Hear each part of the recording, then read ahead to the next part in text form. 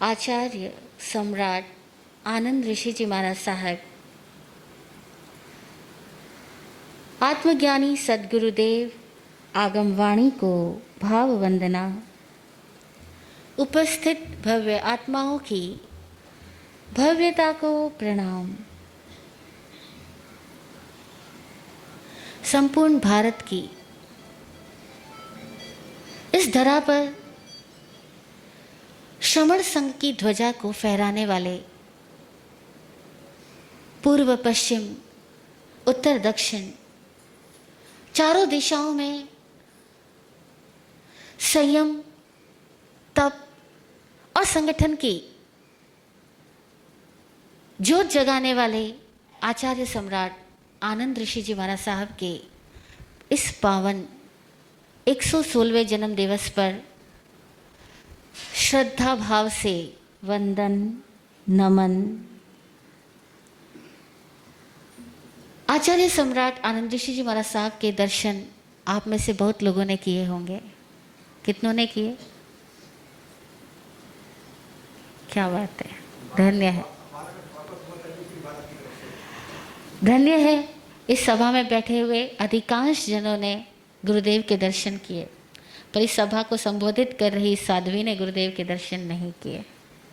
हमारी उम्र काफ़ी छोटी रही, हम गुरुदेव के दर्शन नहीं कर पाए, लेकिन गुरुदेव का व्यक्तित्व पूरे भारत में कहीं भी चले जाओ, हर जगह उनके व्यक्तित्व की, उनकी महानता की, उनके सद्गुणों की चर्चा है।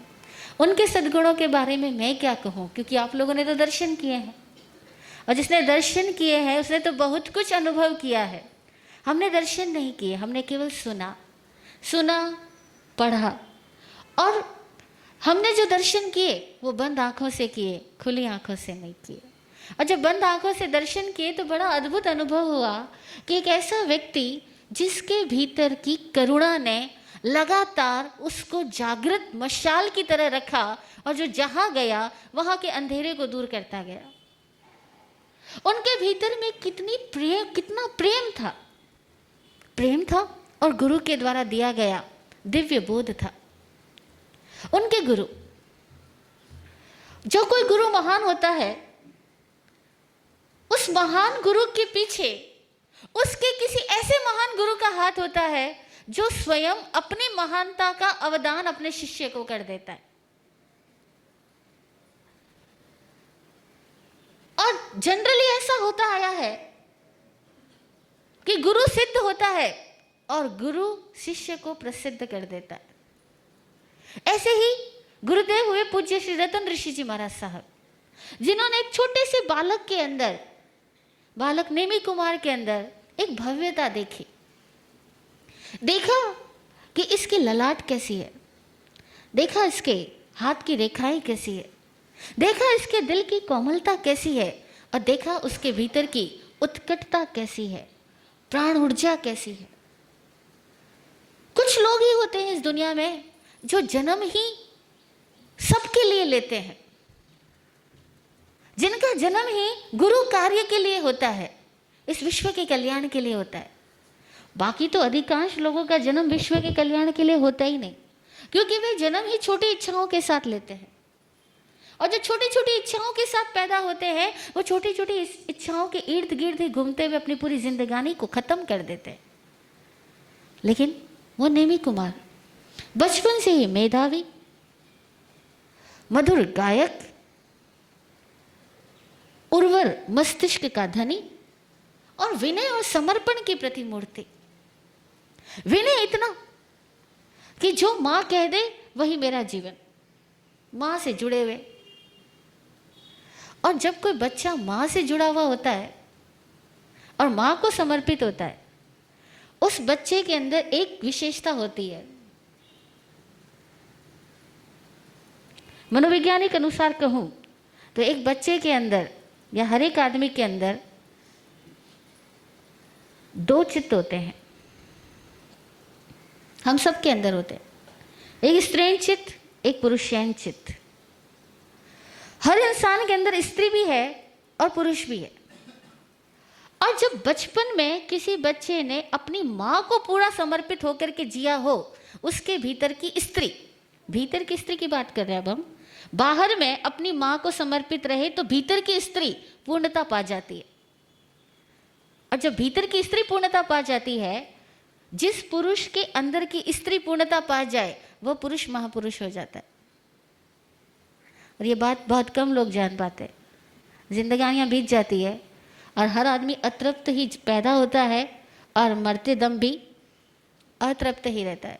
चाहे वो कितनी ही काम भोगों को भोग ले, कितनी ही सुख के साधनों को इकट्ठा कर ले, कितनी ही संसार के अंदर अपने कीर्तिमानों को स्थापित करता जाए, लेकिन भीतर की रिक्तता समाप्त नहीं होती। और वह इंसान महापुरुष कहलाता है जिसके भीतर की रिक्तता समाप्त हो जाती है, भीतर का खालीपन खत्म हो जाता है। और भीतर के खालीपन को खत्म करने के लिए अगर दो शब्दों में कहूँ तो दो ही चीज़ें हैं जो भीतर के खालीपन को खत्म करती है। एक है प्रेम और दूसरा है ज्ञान।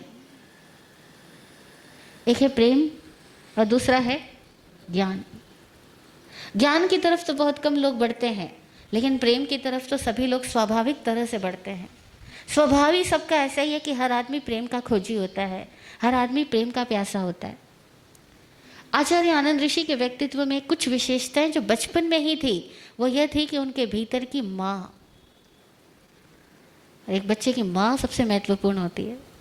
और माँ के मुंह से निकले हुए शब्द उस बच्चे के लिए वेद है, कुरान है, बाइबल है, आगम है, शास्त्र है, उपनिषद है। कोई बच्चा वेद, कुरान, बाइबल, आगम, शास्त्र, उपनिषद नहीं पढ़ता। उसके लिए सब कुछ क्या है, प्रमाण क्या है? माँ, माँ के वचन। और वो माँ कैसी थी? अब माँ कैसे पूर्णता को पाई, ये देखना कि माँ, हर एक स्त्री अपने पति को प्रति समर्पित होती है और उसकी जिंदगानी में उसका पति जल्दी ही छोड़ के चला गया। और हमारी भारतीय संस्कृति बड़ी अद्भुत संस्कृति है। यहाँ कहते हैं कि जब तक पति रहे तब तक औरत बन के जियो, और जब पति चला जाए तो औरत को कहते हैं आदमी बन के जियो। यह बहुत अद्भुत विशेषता है। इसीलिए पति के जाने के बाद में पुराने जमाने में बहनें सिर पर बिंदी नहीं लगाती थी। क्यों नहीं लगाती? हम कहते विधवा हो गई इसलिए बिंदी उतार दी जाती है, क्योंकि बिंदी तो सुहाग का चिन्ह है। पर हकीकत इसके पीछे साइंस कुछ और है। बिंदी लगाई जाती सुहाग का चिन्ह। बिंदी क्यों? क्योंकि मैं पति की आज्ञा को यहाँ पे लगाती हूँ।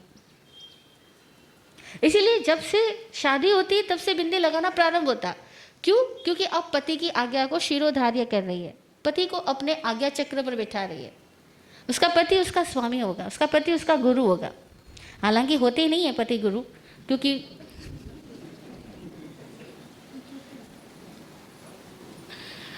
सच है, आप सबको हंसी आ रही है, क्योंकि हम अपने इस गुरुत्व दायित्व को वहन नहीं करते। हम समझते ही नहीं है कि हमारे पास में पद आया यानी कितनी काबिलियत चाहिए। हर आदमी पद तो लेना चाहता है लेकिन काबिलियत नहीं बढ़ाना चाहता। लेकिन एक नियम होता था कि पति होने का मतलब कि आप गुरु होने की योग्यता रखो तो पति बनो, और नहीं रख सकते हो तो अभी रुको।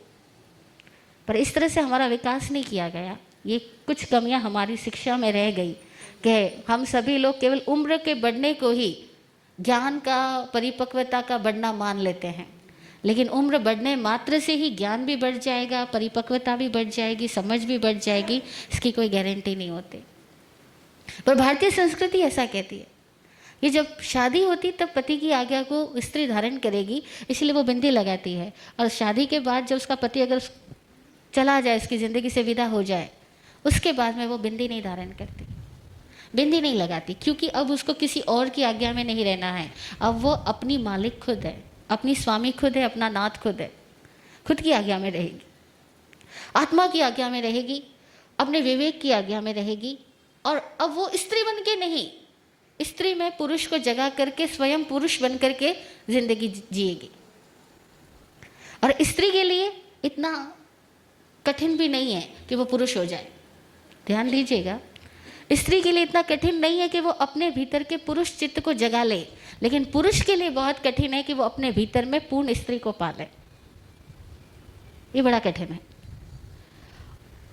और अगर पुरुष के अंदर ये पूर्णता आती है तो उसमें बहुत बड़ा रोल उसकी माँ का होता है अथवा उसकी पत्नी का ही होता है। आचार्य आनंद ऋषि की माँ हुलासा देवी। देखो, जब कोई महापुरुष इस धरती पर आते हैं, साधारण बात है, कर्म का भोग है, सबको जन्म लेना है, लेकिन वे दिव्य आत्माएं जो इस धरती पर आती है, निश्चित तौर से वे दिव्य गर्भ के माध्यम से ही आ पाती है। जब तक कोई उत्तम संकल्पों की धनी स्त्री ना मिले, तब तक महापुरुषों की चेतनाओं को कई बार प्रतीक्षा में रहना पड़ता है। कई बार देवलोकों में वे लोग प्रतीक्षारत रहती है कि यहाँ कोई अच्छा माहौल मिले, उपयुक्त परिवार मिले, प्रेमपूर्ण घर मिले, तो वो पैदा हो सके। और जनरली ऐसा होता नहीं। हम में से अधिकांश लोग बहुत छोटी छोटी सोच, छोटी छोटी इच्छा और छोटी छोटी वासनाओं वाले होते हैं। हम सबकी बहुत क्षुद्र आकांक्षाएं हैं। इसी कारण से हम लोग महापुरुषों का आह्वान ही नहीं कर पाते, महापुरुषों को अपने घरों में जन्म ही नहीं दे पाते। लेकिन एक संस्कृति की बात कर रही हूँ कि हमारी भारतीय संस्कृति स्त्री को ये शिक्षा देती थी कि किस तरह वो दिव्य आत्माओं का आह्वान करे और दिव्य आत्माओं को अपने गर्भ से जन्म दे सके। वो कुछ तो रहा हुलासा देवी में और उनके पिताजी में, हुलासा देवी के पति में। ये हुलासा देवी के भीतर में ऐसी दिव्य आत्मा जन्म ले सकी। नेमी कुमार नाम उनका रखा गया, जैसा नाम था नेमी, नमन करने वाला, झुकने वाला। उनका व्यक्तित्व भी देखो, हमने उनका चित्र देखा है और चित्र को देख करके हमने महसूस किया कि उनके व्यक्तित्व में कितना विनय रहा है, कितना नमन का भाव रहा है। नमो अरहंताणम की मानो वो साक्षात प्रतिमूर्ति बन गई हो। उस नेमी कुमार के अंदर इतना विनय आया क्योंकि उनकी माँ में इतना प्रेम था, अपने पति के प्रति इतना समर्पण था। अगर आपके बच्चे जिद्दी है, कहना नहीं मानते हैं, बुरा मत मानना माताओं, लेकिन अपने जहन का अवलोकन करना कि हमारे बच्चे ऐसे क्यों हुए, आए कहाँ से। वो हमारे में से गुजरे हैं। अगर हमारे में कमियां हैं तभी तो हमारे बच्चों में कमियां हैं। अगर बच्चों की कमियों को दूर करना है तो एक माता को बच्चों पे नहीं, माता पिता को अगर बच्चों की कमियों को दूर करना है तो बच्चों पे नहीं, खुद पे काम करना चाहिए। खुद पे काम करना चाहिए, खुद को बदलना चाहिए। जैन दर्शन सीधी बात कहता है कि हर आदमी को अपनी जिम्मेदारी लेनी चाहिए। जिस दिन तुम अपनी जिम्मेदारी पूरी निभा लोगे, तुम बाकी सारी जिम्मेदारियां भी निभा पाओगे। उस हुलासा देवी ने पति के जाने के बाद अपने पूरे जीवन को धर्म में समर्पित कर दिया और वो पुण्यात्मा थी कि उनको ऐसी महासती जी का सहयोग मिला। महासती राम कुंवर बाई महाराज साहब जो समय रहे होंगे, उनका सहयोग मिला, जो बड़ी संकल्पों की धनी साध्वी थी। वो साध्वी भी ऐसी थी मानो 10 साधु खड़े हो, उतना उस साध्वी में तेज था। और ऐसी तेजस्वी साध्वी की शिष्या बनी, ऐसी तेजस्वी साध्वी को समर्पित बनी हुलासा देवी ने भी कितना बोध पाया होगा। और तब उनके संस्कार उस बच्चे में आए। घटनाएं जिंदगी में बहुत घटती है, बचपन में छोटी बड़ी कई तरह की, हम सबकी जिंदगी में भी घटी है। और उन घटनाओं के समय में हमारे माता पिता या हमारा निकट का कोई व्यक्ति जब किसी घटना पर राय देता है, ओपिनियन देता है, घटना ऐसी क्यों घटी, उस घटना पे दी गई ओपिनियन इतना महत्व रखती है कि बच्चों की वो तकदीर को बना देती है। एक छोटी सी घटना घटी, नेमी कुमार और उनकी माता जी दूसरे गांव में रतन ऋषि महाराज जी या किसी महाराज जी के दर्शन करने गए हुए थे और लौट करके वापस अपने गांव में आने के लिए रिक्शे में बैठे हैं। अब रिक्शे में बैठे हैं और गांव की सड़कें तो माशाअल्लाह, और फिर अगर बारिश का मौसम हो जाए तो फिर सड़कों में गड्ढे हैं या गड्ढों में सड़क है, ढूंढना पड़ता है। तो ऐसा ही कुछ उस गांव का माहौल हुआ होगा कि वहाँ सड़कों में गड्ढे नहीं, गड्ढों में सड़क रह गई। वो तांगा फंस गया, बच्चा नीचे गिर गया तांगे से, और बच्चा गिर गया और तांगा उसके ऊपर से गुजर गया। अब तांगा गुजर गया बच्चे के ऊपर से, क्या हाल होगा। हर आदमी यही सोचेगा कि अब तो गई, कोई ना कोई हड्डी पसली तो कुछ ना कुछ तो हुआ। माँ तो एकदम आपे से बाहर, ममता, रोना चिल्लाना शुरू, बच्चे को उठाया, गोदी में लिया, चूमना शुरू किया, क्या हुआ मेरे बेटे को, लेकिन हाथ पैर सब सही सलामत, कुछ भी नहीं हुआ। तो कहते बस बच गया तू धर्म की शरण से। निकलते समय अपन ने गुरुदेव का मंगल पाठ सुना था ना, उस मंगलिक ने अपनी रक्षा की। धर्म सदा रक्षा करता है। ये बात हमारे जहन में हो कि धर्म सदा रक्षा करता है। मंगल पाठ ने हमारी रक्षा की, और माँ के मुंह से ये शब्द तब निकले कि मंगल पाठ ने रक्षा की और धर्म हमारी रक्षा करता है। बस इतनी सी बात, और बच्चे के लिए वही बात गीता बन गई, वही बात शास्त्र बन गई, वही बात उसके लिए वेद बन गई, वही बात उसके लिए बाइबल बन गई, वही बात उसके लिए कुरान बन गई कि धर्म की रक्षा है, ये धर्म का शरणा है। धर्म इंसान को रक्षित करता है, और जिसने गुरु के पास से आशीर्वाद ले लिया उसका बाल बांका नहीं होता। बदल गया नेमी का जीवन। उसे एक बात समझ में आ गई कि जीवन में बाकी सारी चीजें एक तरफ और धर्म एक तरफ। संयोग देखो कैसे बदलते हैं, कैसे बनते हैं। इस जिंदगी को अगर हम अपनी सोच से ही डिजाइन करना चाहते तो बहुत मुश्किल होती, लेकिन बहुत सारी बातें हैं जो हमारी केवल चेतन मन की सोच से नहीं चलती, केवल चेतन मन की सोच से नहीं चलती, वो कहीं हमारे अतीत से जुड़ी हुई होती है। और हमारी ज़िंदगी में ऐसे ऐसे संयोगों के पृष्ठ खुलते हैं और हर संयोग हमें विकसित करता चला जाता है। उन्हीं के गांव में गुरुदेव रत्न ऋषि जी का पदार्पण होना, माँ का प्रवचन सुनने जाना, बच्चे का जाना, और नेमी कुमार ने गुरुदेव के पास बैठ करके भजनों को सुनना और भजनों को गाना, और उनके भजनों के गाने को सुन करके सारे श्रावक स्तब्ध हो जाते, सभा समाधि में चली जाते। स्वयं रत्न ऋषि जी महाराज साहब को ध्यान लग जाता कि वो बच्चा क्या गाता है कि सबको अपनी चेतना में संगीत झंकृत करवा देता है। गीत ऐसी विधा है, अगर ढंग से गाया जाए तो सुनने वाले के भीतर की चेतना में संगीत को जगा देता है। वो नेमी कुमार में ये कला थी। एक दिन रत्न ऋषि जी महाराज साहब को अध्यवसाय जगा। देखो गुरुओं का कल्प क्या काम करता है।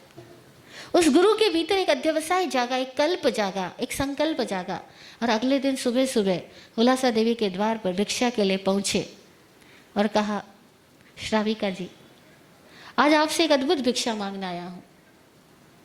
श्राविका जी बोले, गुरुदेव कृपा करी, मेरे घर पे आप आए और अद्भुत भिक्षा मांगने आए, आप जो चाहो सब हाजिर है। आहार है, वस्त्र है, पात्र है, उपधि है, शैया है, आपको जो जो कल्पता है सब हाजिर है। मेरा सौभाग्य आप मेरे द्वार पर आए। बोले सब हाजिर है, पर मुझे आज इनमें से कोई चीजें नहीं, मुझे केवल तेरा पुत्र भिक्षा में चाहिए। माँ के तो पैरों के नीचे की जमीन खिसक गई, उसके तो प्राणों का आधार है उसका पुत्र। बोले ये कैसे दे दो गुरुदेव, ये क्या मांग लिया आपने? वो मांगा हो जो मेरे वश में होता, ये मैं नहीं दे सकती। मेरी ममता इस बात की कभी आज्ञा नहीं देगी कि मैं अपने बेटे को आपके चरणों में दे दूं। वो आए जाए, आपकी कृपा दृष्टि उस पर बनी रहे, आपका आशीर्वाद बना रहे, पर आप कहो मेरे बेटे को ही दे दो। गुरुदेव ये संभव नहीं हो सकेगा। रत्न ऋषि जी महाराज साहब दूरदृष्टा थे, जानते थे एक माँ की ममता क्या होती है।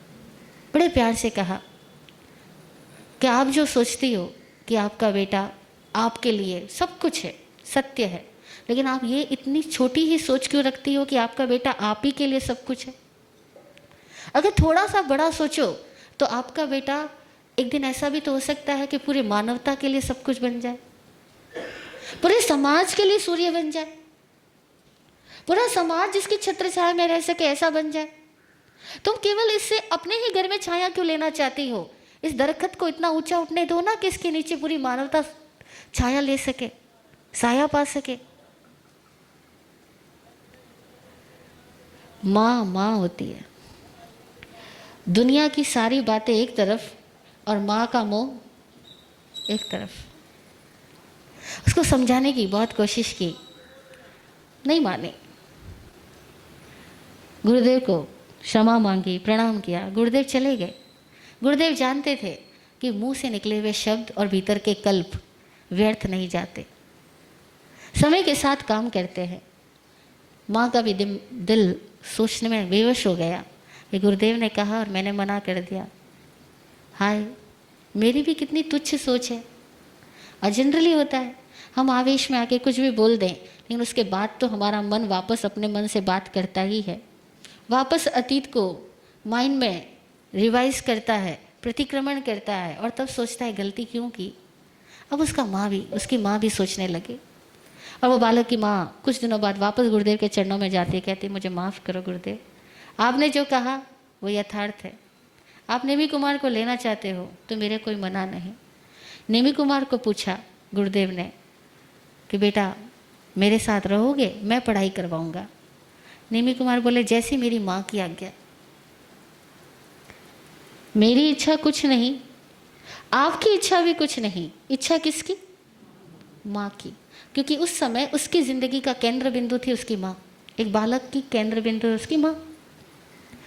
केंद्र बिंदु माँ सब बच्चों की होती है, लेकिन इतना विनय से कोई कह सके कि जैसी माँ की इच्छा, ये बहुत बड़ी बात है। ये वही बच्चा कह सकता है जिसने अपने भीतर की माँ को पूर्णता से जिया है। बस यहीं पर गुरु को समझ में आ गया कि ये वाकई विनय की मूर्ति है, ये ज्ञान पाने का योग्य है, पात्र है। गुरु ने ग्रहण किया उसको और एक ही संकल्प कि अब इसको लिया है, अनगढ़ पत्थर को ले लिया है तो इसको गढ़ूंगा, प्रतिमा बना के रहूंगा। अब गुरु ने अपना पूरी शक्ति, पूरी चैतन्यता, पूरी साधना, पूरी सिद्धि सब अपने शिष्य में भरनी शुरू की। पक्षी कैसे अपने अंडों को सेते हैं, अपने पंखों के अंदर रखते हैं, अपने ताप में रखते हैं, ऐसे ही गुरु रखता है। गुरु भी बड़ा अद्भुत है, पास रहे या दूर रहे, लेकिन रहता हमेशा अपने शिष्य के ऊपर छत्र बन करके है। और उस गुरु ने उस शिष्य को गढ़ना शुरू किया, पढ़ाना शुरू किया। उसको पढ़ाने के लिए संस्कृत के विद्वानों की व्यवस्था जुटाने के लिए उस गुरुदेव को जो करना हुआ वो सब कुछ किया। और आसान बात ही नहीं, साधु साध्वियों को पढ़ाने के लिए व्यवस्थाएं जुटाना ना तब आसान थी ना अब। अभी भी हमारे जैन कॉन्फ्रेंस में सबसे बड़ा मुद्दा यही है। कॉन्फ्रेंस का गठन हो रहा, महामंत्री जी महाराज साहब, गुरुदेव सौभाग्य मुनि जी महाराज साहब की एक ही प्रबल प्रेरणा, ये कॉन्फ्रेंस बनाओ, अध्यक्ष आओ, कोई भी आओ, लेकिन एक ही बात, ये साधु साध्वियों के अध्ययन की व्यवस्था के लिए समाज क्या कर रहा है। क्योंकि अब वो सामाजिक संपत्ति हो गई।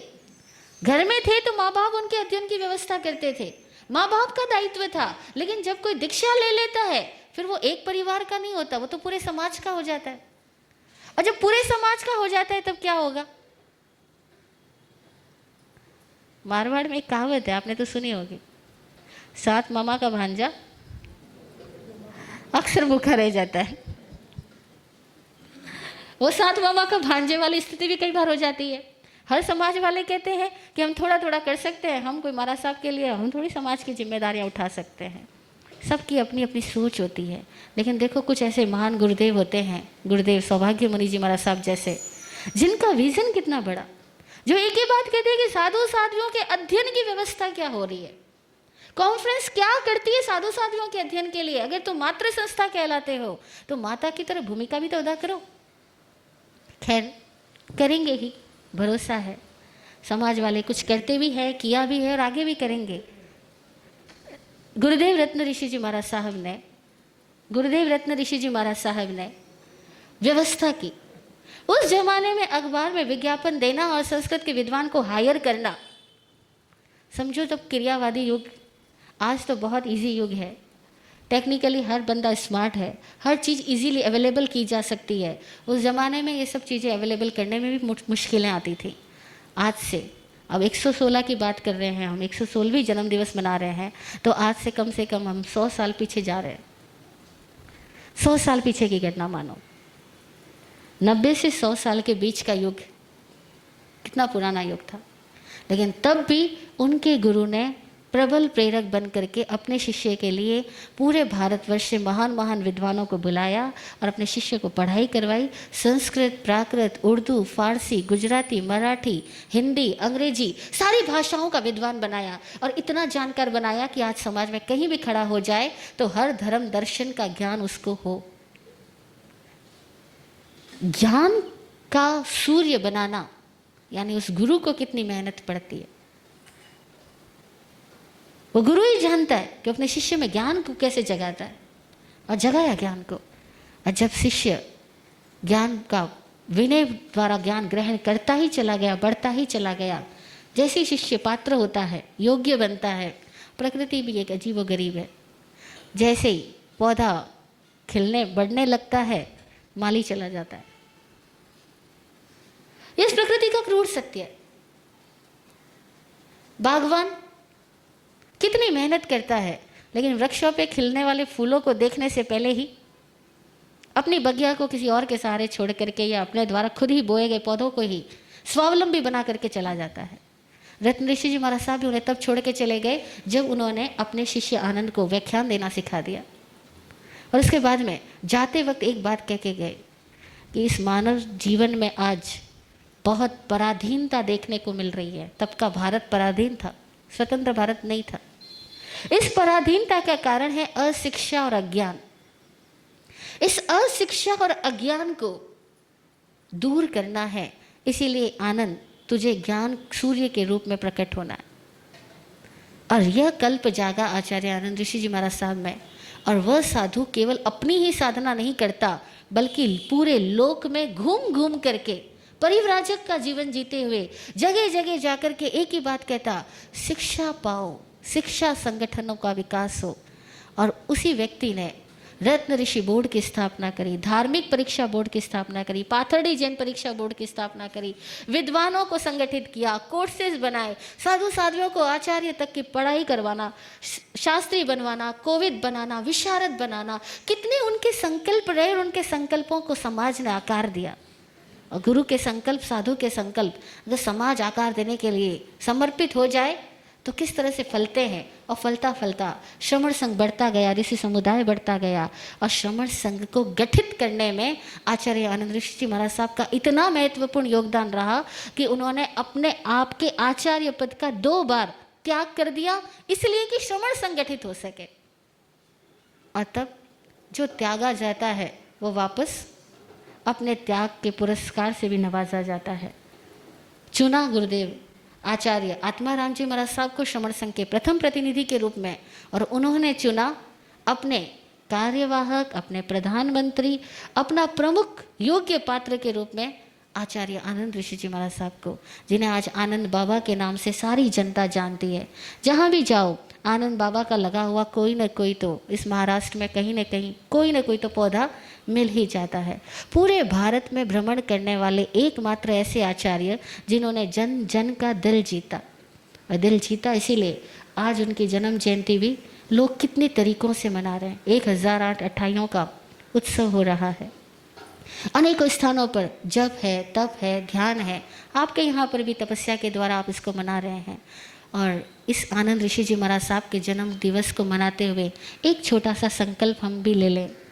वह संकल्प यह कि उन्होंने संगठन के लिए अपने सुखों को त्यागा, उन्होंने संगठन के लिए अपने पदों को त्यागा, उन्होंने संगठन को बनाए रखने के लिए अपनी रातों की नींद को भी त्याग दिया।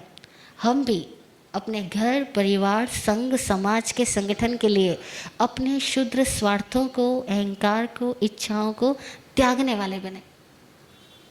जो छोड़ता है वही जोड़ता है, और जो छोड़ना नहीं चाहता वो जोड़ नहीं सकता। इसीलिए छोड़ना सीखें। आत्मज्ञानी श्री विराट गुरु जी कहा करते कि धार्मिक आदमी की पहचान यह है कि वो छोड़ने का पुरुषार्थ करता है, और अधार्मिक आदमी की पहचान यह है कि वो हमेशा पकड़ने की सोचता है। अधार्मिक हमेशा पकड़ने की सोचता है, और धार्मिक हमेशा छोड़ने का पुरुषार्थ करता है।